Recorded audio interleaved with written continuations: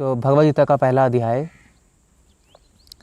भगवद गीता का पहले अध्याय का सार अगर एक शब्द में चाहते हैं तो वो है स्वार्थ।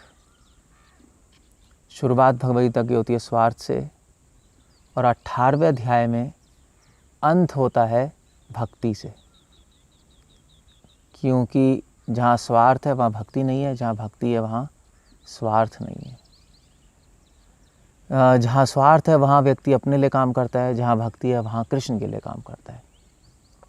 तो भगवान ने पहले अध्याय में अर्जुन को स्वार्थ से निकालकर 18वें अध्याय तक भक्ति तक ले गए, जहाँ पे वो भगवान के लिए लड़ने के लिए तैयार हुआ। तो पहले अध्याय में क्या है? पहले अध्याय में 3 सेक्शन है। अगर आप सारे श्लोकों को पढ़ेंगे 46 श्लोक हैं और उसको आप 3 पार्ट में डिवाइड कर सकते हो। और टॉपिक है स्वार्थ, इसलिए पहले अध्याय का नाम है सैन्य निरीक्षण। तो सैन्य निरीक्षण पहले 2 श्लोकों में सीधा क्लियर हो रहा है, शुरुआत हो रही है स्वार्थ से। श्रील प्रभुपाद वैसे पहले श्लोक के तात्पर्य में ही पहली लाइन में ही लिख रहे हैं कि किसी को भी भगवद गीता की वो टीका नहीं पढ़नी चाहिए जिनमें स्वार्थ है, स्वार्थमयी टीका नहीं पढ़नी चाहिए। प्रभुपाद ये शब्द ला रहे हैं स्वार्थ को। और अगर हम ये कॉन्सेप्ट, स्वार्थ का कॉन्सेप्ट समझना चाहते हैं तो पहले श्लोक के शब्द में, पहले श्लोक में ही है, धर्म क्षेत्रे कुरुक्षेत्रे समवेतायोत्सवा माम कहा पांडवा चैव किम अकुर्वत संजय। माम कहा, ये शब्द माम कहा, इसका मतलब है कि मेरे पुत्रों ने क्या किया। धृतराष्ट्र कह रहे हैं कि पांडवों ने क्या किया और मेरे पुत्रों ने क्या किया। इस शब्द में ही स्वार्थ भरा पड़ा है।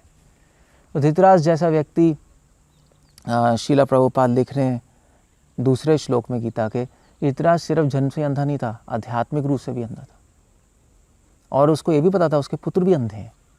उसको ये भी पता था कि पांडव धर्म के पक्ष में है और पांडव की ही विजय होगी। फिर भी धृतराष्ट्र क्योंकि स्वार्थ से अंधा था, इसलिए कह रहे माम कहा। तो धृतराष्ट्र स्वार्थ, इस श्लोक में स्वार्थ की व्याख्या हो रही है माम कहा से। माम का मतलब होता है मेरे पुत्र। माम का में वैसे तीन लेटर्स हैं, म और का। सो पहले म से मैं, दूसरे म से मेरा, और कहा मतलब मैं और मेरे का विस्तार। कहा संस्कृत में प्रत्यय होता है, इसका मतलब होता है विस्तार। तो स्वार्थ वो अवस्था है जिसमें मैं, व्यक्ति अपने बारे में सोचता है, अपने पुत्रों के बारे में, अपनी प्रजा के बारे में, अपने प्रतिष्ठा के बारे में, अपनी सीट के बारे में, और उसके विस्तार के बारे में सोचता है।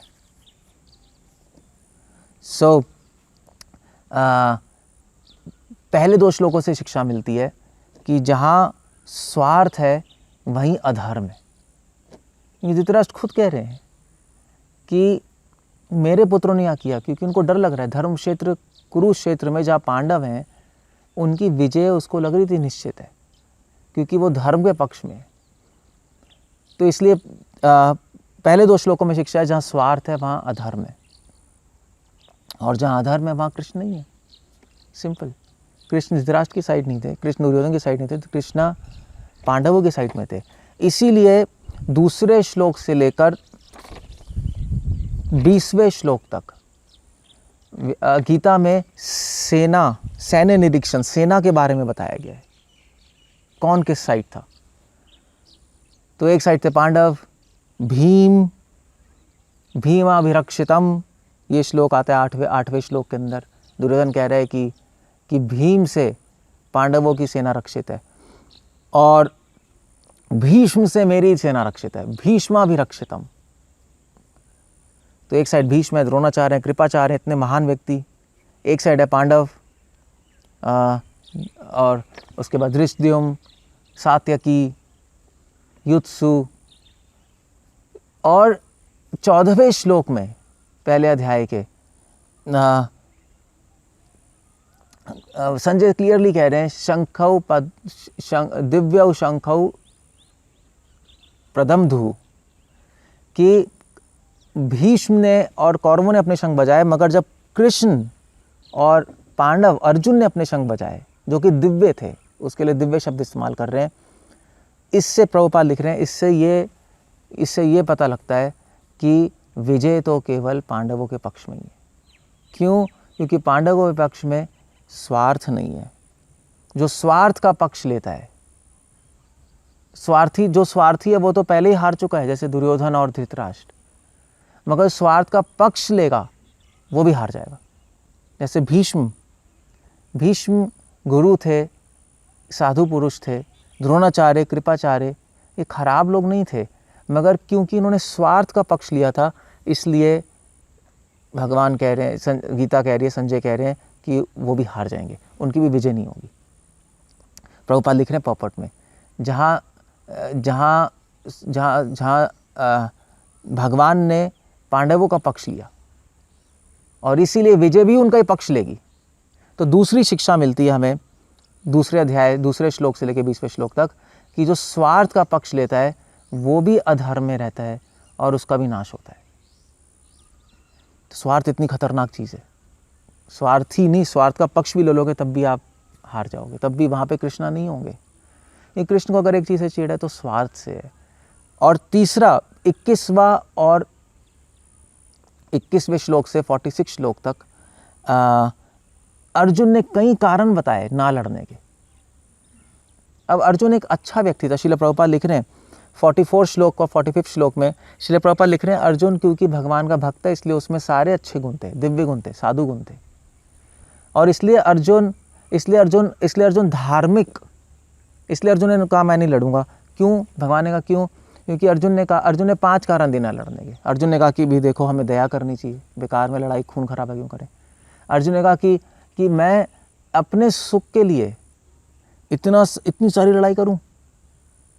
आप देख रहे हो, अर्जुन ने कहा कि इतना बड़े पाप, इतने सारे लोग मर जाएंगे बस हमारे राज्य के लिए, एक हमारे दुर्योधन और हमारे बीच में लड़ाई की वजह से, और सारी स्त्रियां विधवा हो जाएंगी, वर्णाश्रम खत्म हो जाएगा, श्राद्ध खत्म हो जाएंगे।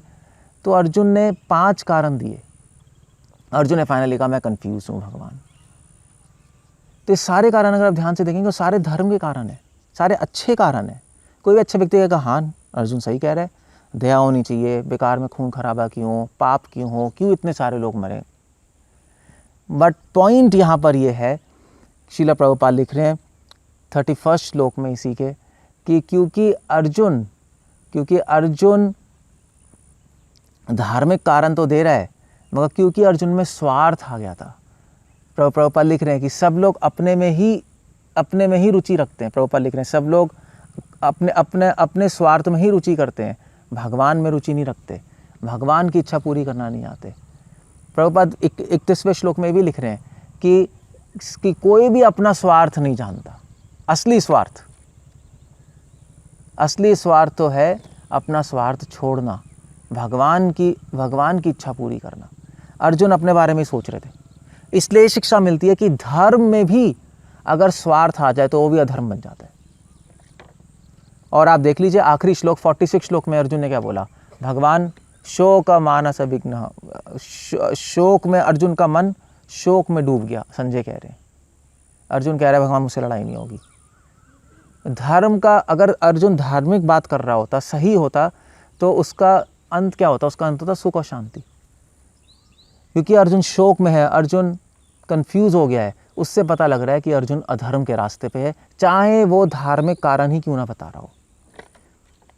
सो धार्मिक प्रवृत्ति होते हुए भी, धार्मिक कारण पर बताते हुए भी वो धर्म के रास्ते पे कैसे चला गया? क्योंकि उसमें भी स्वार्थ आ गया था। उसमें स्वार्थ कहाँ से आ गया? श्रील प्रभुपाद लिख रहे हैं 30वें श्लोक में, भगवान की इच्छा से उसमें उस टाइम स्वार्थ आ गया था। थोड़े टाइम के लिए भगवान ने अपनी माया से उसको स्वार्थी बना दिया कि जिससे भगवान उसको निमित्त मात्र बना के गीता बोल पाए। सो इसलिए पहले अध्याय में 3 शिक्षाएं हैं।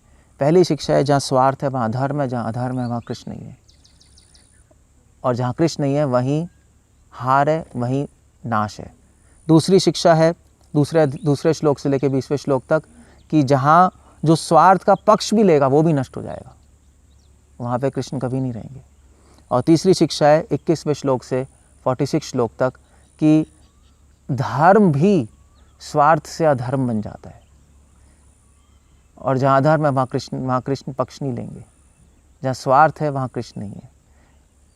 सो ये तीनों शिक्षाएं पहले अध्याय में हैं और भगवान अर्जुन को इस स्वार्थ से निकालकर जो कि अधर्म में ले जाता है, जो कि धर्म का नाश भी करता है, जो कि महान महान लोगों का नाश कर देगा, जो कि स्वार्थ का पक्ष लेगा, इस स्वार्थ से निकालकर, मतलब मैं और मेरे से निकालकर भगवान अर्जुन को अब 18वें अध्याय तक ले जाएंगे और एक कन्विंस करेंगे, अर्जुन अपना स्वार्थ छोड़ो और मेरी बात मानो, मैं मेरा छोड़ो, मेरी बात मानो, उसी में कल्याण है।